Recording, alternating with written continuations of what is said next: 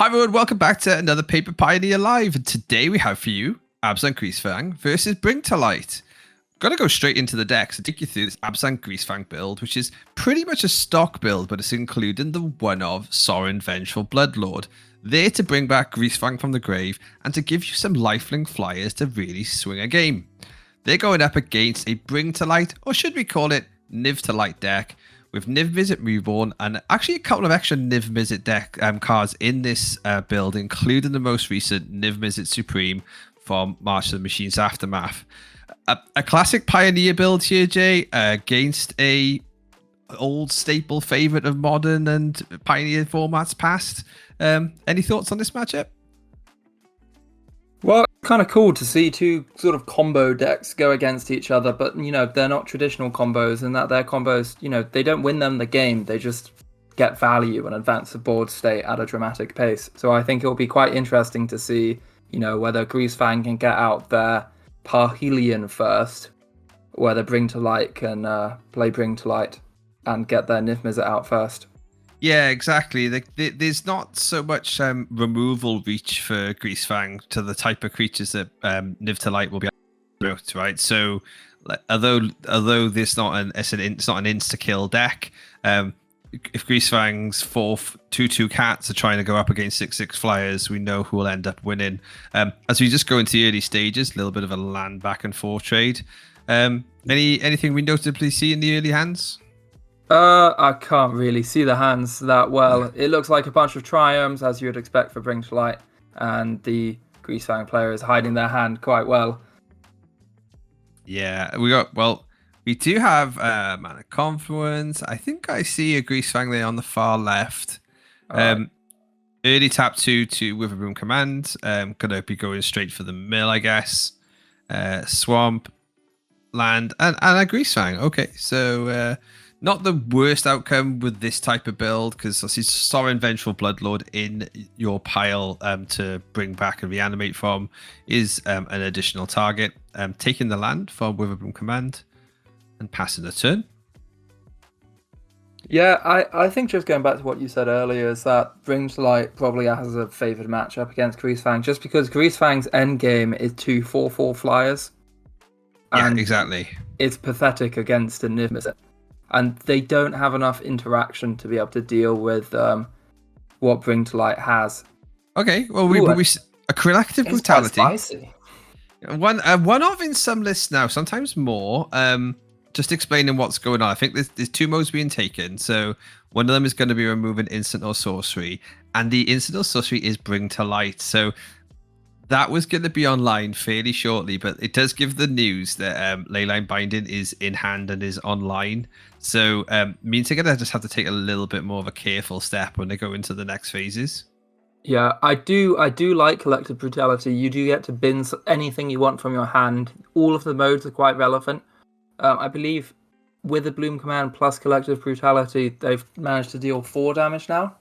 Absolutely. So that perfect, that like golden number 13 is then not that far away, especially with shocks being so prevalent in the format. They might even put themselves there. I think they have, in fact, at this point. Yeah, so they're now on 14. Oh, and here we see Omnath, Locus of Creation, a card good enough to get banned in Standard.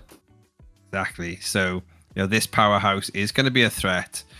Shocking in the Temple Garden, meaning probably one thing, as they're tapped Temple Garden, Dave? That's a stomping ground. No, we shocked. The Absan's shocked in Temple Garden. Oh, sorry. Oh, I look like an idiot now. I thought you were talking about the stomping ground from last turn. Oh, no. But obviously at some point the Bring to Light player has to go in. They have tapped out, which let the Sorin come out, go get the Greasefang, reanimate the Ezekiel's Chariot, make 2 cats, and start this train. We have seen a Leyline Binding, so I don't think this Greasefang is hanging around at all. Oh, they've put 3 cats out already, but they haven't gone to combat yet. Now they have. Yeah, so the indication there that the 3rd cat is might after the target on combat. And now Bring to Light is now down to 10 life. You know, their life total is actually getting quite low. They might have a load of really good blockers, but these 3/2/2 cats are quite devastating. One card that is commonly played in Niv to Light deck lists is Deafening Clarion, which deals 3 damage to each creature, and would be quite good at this moment in time. Yeah, they absolutely don't want to see it unless there's some, they needed some land here to basically start pumping their life. Really could have done with these players just adjusting where they put the scoreboard. Let's hope they change that and realize that for game 2, just off the playing field there. Well, we know for now it's 22-10. So actually, no, because Soren gives lifelink, doesn't he? Yeah, so Soren gave lifelink, so there was some. So 26-10. The likelihood is that there's going to be life gained on the Greasefang side here for quite a few turns, so they could stabilize and get a rather large and wide board. But it's always, like you said, Deafening Clarion will wipe any board. There's not so much of a pump your team set of spells that they really could do with Parhelion 2 in the bin and Strike In. There we go. There's Leyline Binding, as expected. Cool little tech though here is Beseju in the list for Abzan Greasefang. So that would let them get the Greasefang straight back to board. But haven't seen that yet. But you can always go and do that multiple times with a Bloom command. You can you can release the Leyline Binding and then on a future turn go and get it back with a Bloom command. What are we looking to play? Tap Temple Garden. And just for last time. Just stocking up. I realize now Omnath Lucas gains you 4 life whenever you play your first land. So the Niv's Light player, I believe, is on 14, or at least 14, potentially more than that. Yeah, this is an absolutely stable game state, right? This is not there's no combo off win the game for a while here, which is why we're unsure of any of the actual options for the Greasefang player there, but it absolutely was now time to just build a board, build up the cats. Has said go, and let's see what we can develop with on Visit side. A deserted beach, trying to peek at the hand. So they're gaining another 4 life off Omnath there. So yeah, this is just really stable. No player is going to win this game quickly. I think I can see a Niv Mizzet in hand. Well, I think it may be Niv Mizzet Supreme. Remind me, Dave, what does Niv Mizzet Supreme do? Niv Mizzet Supreme is the new card from Aftermath, where I believe it will be cards which have 5-color spell cost cannot be countered when Niv Mizzet is on the board. No, it's flying, hexproof from mono-colored, and each instance and sorcery in your graveyard that's exactly 2 colors has jumpstart. Wow, I missed that one. That card is not even close. Oh, there we go. We've got the live total. Hey, okay, so 28-16. And we have another Witherbloom command. Great, so Witherbloom commanding. That's a Cosmic Rebirth, which is interesting. But absolutely no hits for Witherbloom command from that pile. They can go and get, they'll go and get the Overgrown Tomb. Yeah, Witherbloom command definitely looking a bit poor in this kind of matchup.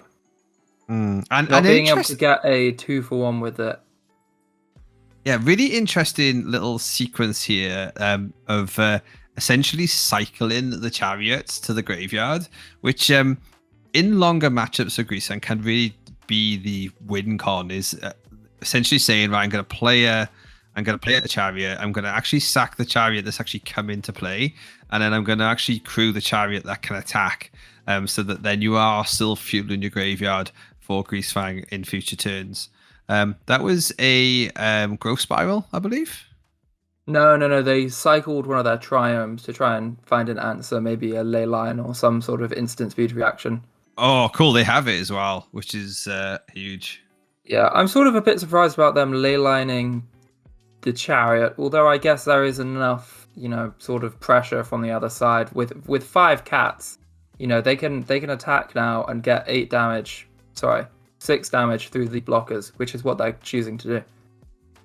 Yeah, is it maybe just a thought that I'm gonna die to the big hit, so I may as well stop the small hit. I'm not sure, but Yeah, I don't know. I'm not sure about throwing. I feel like maybe they should have held back a little bit there, but they're at a pretty safe life total, and if they just keep getting these cats in, they should win the game eventually. And they do. I don't know if they have any more Witherbloom commands or collected brutalities, but potentially they might be able to eke out a few more bits of damage. yeah, we've seen 2 Ubrum commands. Stock at the moment was tend to be 3 and 1 on the commands to brutality, but we haven't seen a Parhelion yet. We haven't seen a Sky Sovereign. There's still quite a bit of gas, and I believe in this particular deck, the Shouldered was main deck, one of Shouldered. So that's also options too. Here we see the 4 life game from Omnath. I think the cat attack wasn't good just simply because of the Omnath life gain. It's so hard to outrace an opponent who's gaining 4 life a turn just from playing their lands. And I find it quite funny. I feel like both players haven't really found what they're looking for. You know, Greasefang hasn't found Parhelion, Bring to Light haven't found Bring to Light or Niv Mizzet. It's almost a little bit like a early stages of a limited Magic or pre-release Magic game where you've played cards but they've done not much. The purposes of the deck are not there. Interesting main phase attack. So this will put him down. Ooh, I think they took away too many cats there. Only 1 cat died, yet they took away 2. Yeah, only 1 should have died. Because there would be nothing to the carried. They still did the damage okay, but again, Omnath, they just gain the 4 life from the land drop, and it's just so difficult for them to do anything against that. Okay, thoughts that there's a decision here, which is why potentially it was held up. Okay, a hard cast Parhelion. Not really a hard decision. Maybe it has to be your only decision if you're going to use all 8 mana. Double checking that the correct colors are available. They are. And I suppose what that does for the opponent is say you need to deal with this. Yeah, they need to find something. Although the opponent does have some time because they can Fable Passage now. Oh, I'm surprised they didn't, but they can Fable Passage at any time and gain 4 life, which is what they choose to do.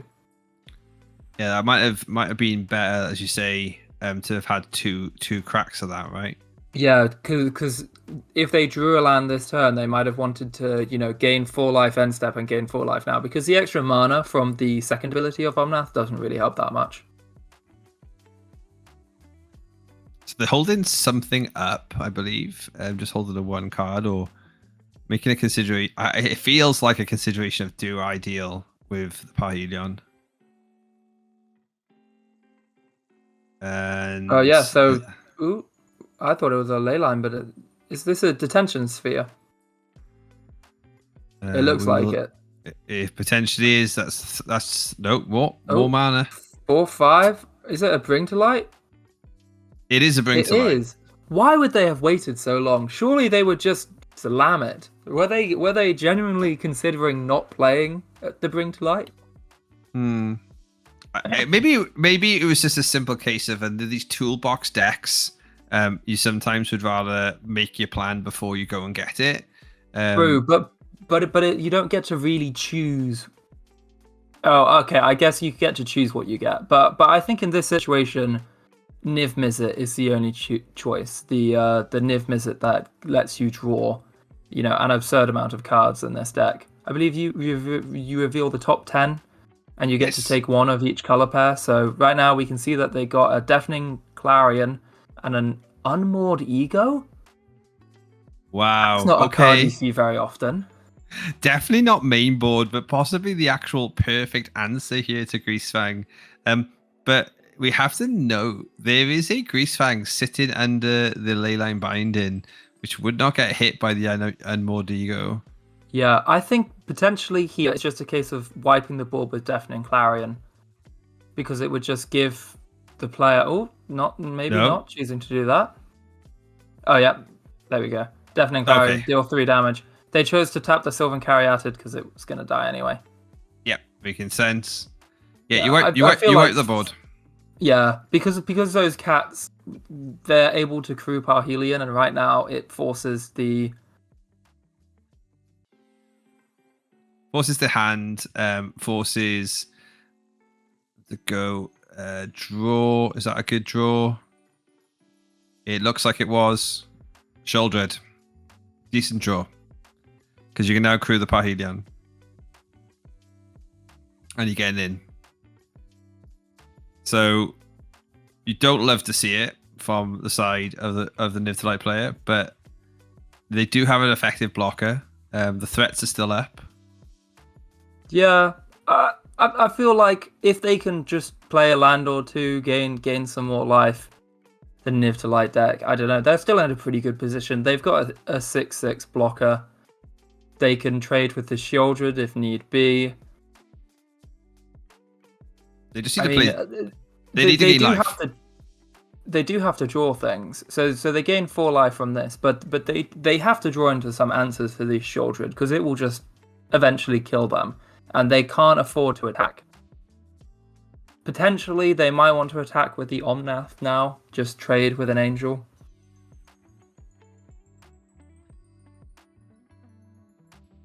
They're thinking about playing something. Oh, the Unmoored Ego. Yeah, you can only you've got to, I suppose, assume that Greasefang still hurts you, and let's get rid of them.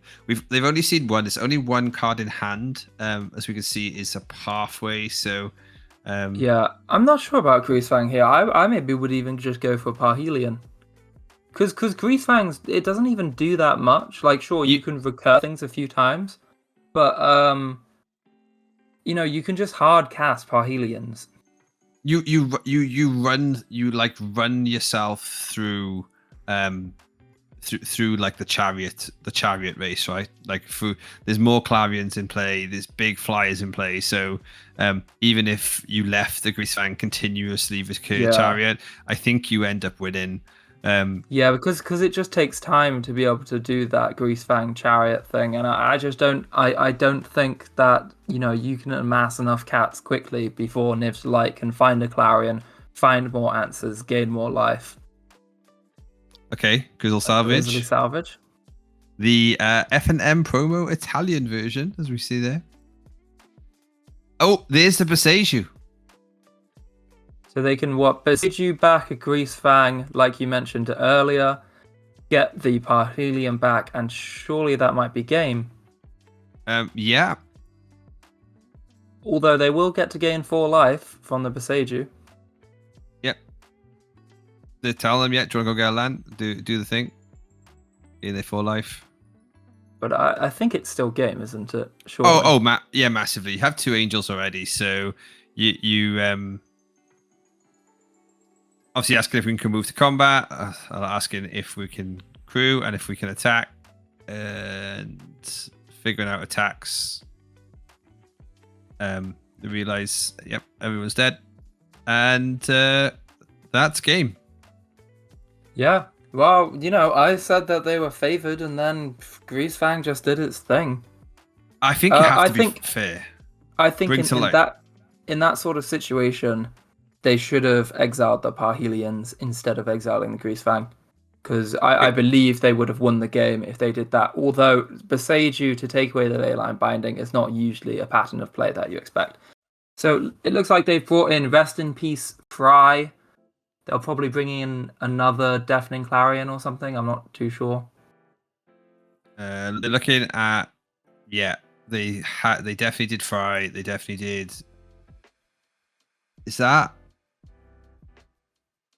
is definitely cards to basically deal with Greasefang.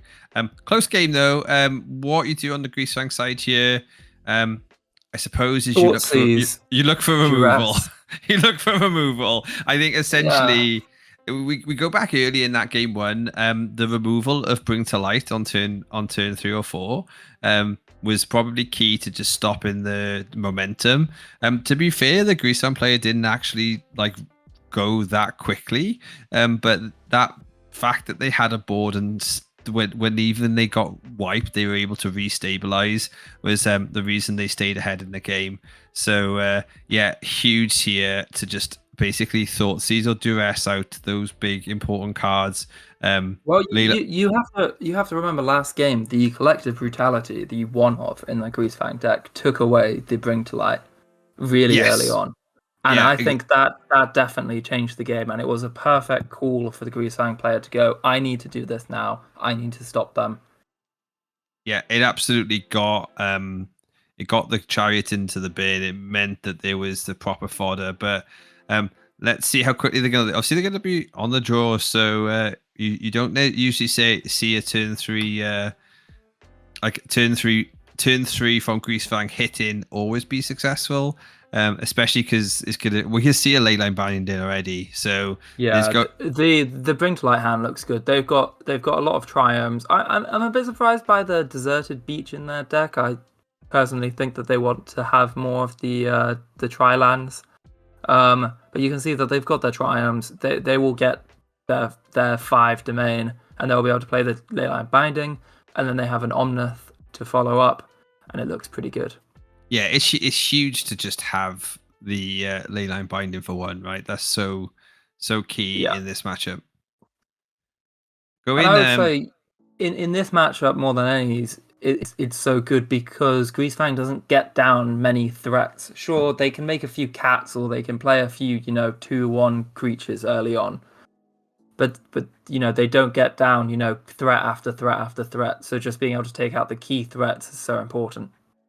Sure, but here we have an interesting card, Vessel of Nascency, jumping on the board. This is another essential reveal effect. You sacrifice it, you go get the top 4, bring cards back to your hand, essentially give you extra copies of Grizzly Salvage. Also interested now in the new builds with the Wells of Eldraine, it would be bargain fodder. So if Beseech the Mirror becomes a card for this deck, it is a card that could be used to go directly fetch Greasefang to the field. Yeah. Okay, so we do see Beseiju, we see Greasefang. Interestingly, we have seen a Greasefang in hand. Not taking the Greasefang would tell the opponent they had a Greasefang. I would have also felt like I wanted to take Beseiju to keep the threat for leyline binding. So that's. I think both are good plays because both of them sort of play around a leyline binding. Beseiju by taking it out, the extra Greasefang by being the extra Greasefang.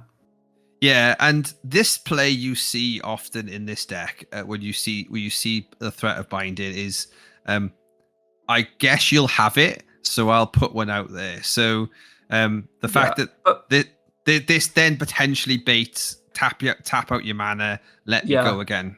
And another thing is they saw the Greasefang and then you played the Greasefang, so potentially they may not think there's another Greasefang. So is that a leyline binding in the hand? That is a leyline binding. Yep. Oh, so and that I think there's a Bring to Light and an Omnath, and they're choosing the leyline binding just because they need to advance their game plan and win as quickly as possible. Oh, absolutely. But you basically refuse. If you do a different plan there, you're letting 13 damage go by. You're now saying deal with 2 flying 8/8s, and that's just tough. 2 flying 4/4s. I think bring 2 flying 4/4s. Light here into Niv Mizzet. They can block an Angel, chump block with the Sylvan Caryatid. They're still in it. If they choose to Bring to Light, they're gonna need to, I believe. Oh no! Don't do that. Okay, so they're tapping the Sylvan Caryatid. Yeah, it takes out a blocker. I'm not sure. Sylvan Caryatid also taps for any mana, so I'm not sure why you would leave a land open over Sylvan Caryatid anyway. They got Supreme Verdict. I always forget Bring to Light. They can just go get a verdict. They can just Supreme Verdict and away they go. Yeah, for some reason I always think Bring to Light, oh, they go and get Niv Mizzet. I forget that they can just get anything. Oh, but Oh, then can't their way into it. And that's what Greasefang does to you sometimes. Just a turn 4, you win the game. Yeah. That they drew out. I think they're essentially saying they're talking about the original. Yeah, see the decision of I was going to take Seju, but I needed you to use your binding so I could play again, which is fair. Obviously, once you've put Parheed into the bin on that first Grizzle salvage, you're kind of putting the threat out there, so you may as well capitalize on it. Interesting set and build though. Like I think Live to Light is still an underplay deck in the format, and it's great to have all these toolbox decks around to be able to deal with all the different pesky variations we have. Yeah, I mean, clearly they lack a good answer to Greasefang. They probably want. Do you know what would be perfect in Bring to Light? What? Lightning Helix. If Lightning Helix was legal, they would probably play 4 of them, and it would be, a great answer to Greasefang, great answer to any aggressive deck, and it would bring to Light up in the meta. It would do. Well, let us know in the comments if you agree about the Lightning Helix call. I've been Old Demo Dave. This has been Jay. I will see you next week. Oh, next video. We won't be weeks away. We promise. Content's back. We'll see you on the next video. You can say bye as well, Jay. Goodbye. That was an absolute cheese win by the Greasefang, though. I'm not gonna lie. Like that's, but the Thoughtseize as well. Obviously, I can say was off the top. So here's my public apology, Louis. I am sorry. I absolutely cheesed that.